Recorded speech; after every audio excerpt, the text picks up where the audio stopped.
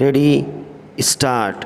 हजारों साल बीत गए, जाने कितने ही विचारकों ने जीवन के रहस्यों से पर्दा उठाने की कोशिश की।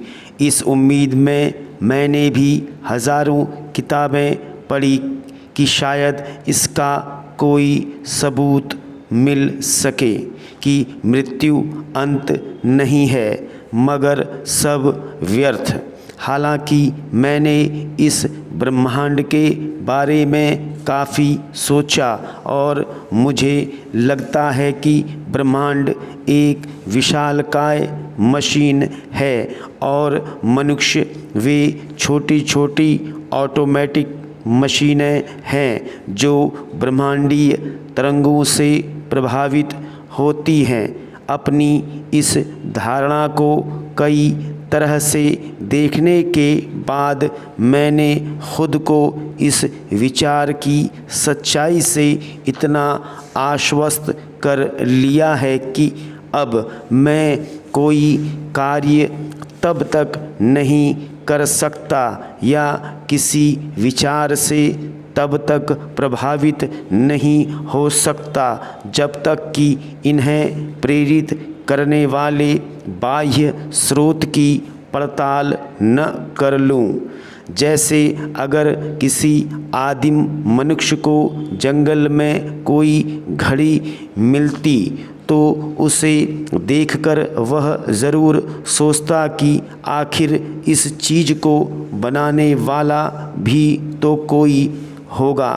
उसी तरह पूरे ब्रह्मांड में जो व्यवस्था दिखाई देती है वह इसका प्रमाण है कि कोई शक्ति है जो इस पर नियंत्रण रखे हुए है।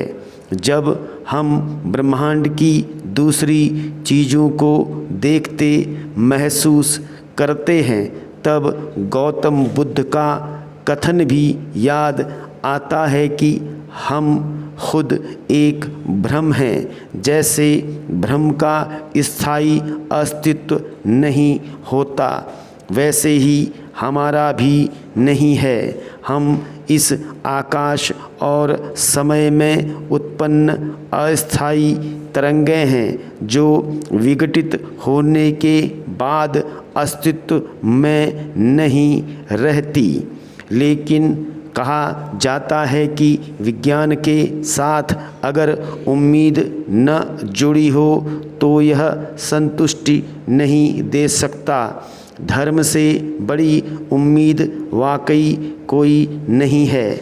ऐसा लगता है कि आचरण के नियमों की सदियों पहले नींव रखने वाले महान विद्वानों की यह मान्यता बिल्कुल सही थी कि शांतिपूर्ण अस्तित्व और मनुष्य के निरंतर विकास के लिए ईश्वर पर विश्वास होना बहुत ज़रूरी है।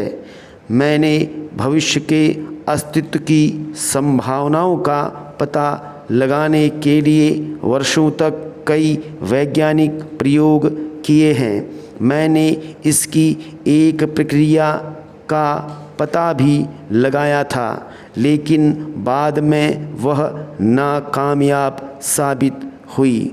मुझे उम्मीद है कि अगर मैं किसी जिज्ञासु और योग्य शोधार्थी को इस प्रक्रिया के बारे में बताऊं तो शायद वे इसमें कुछ नया जोड़कर सफल हो सकें।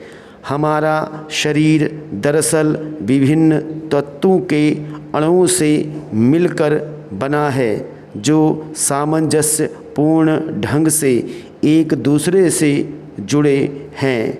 मान लीजिए हम किसी शरीर से हाइड्रोजन के 2 परमाणु और ऑक्सीजन का एक परमाणु लेते हैं।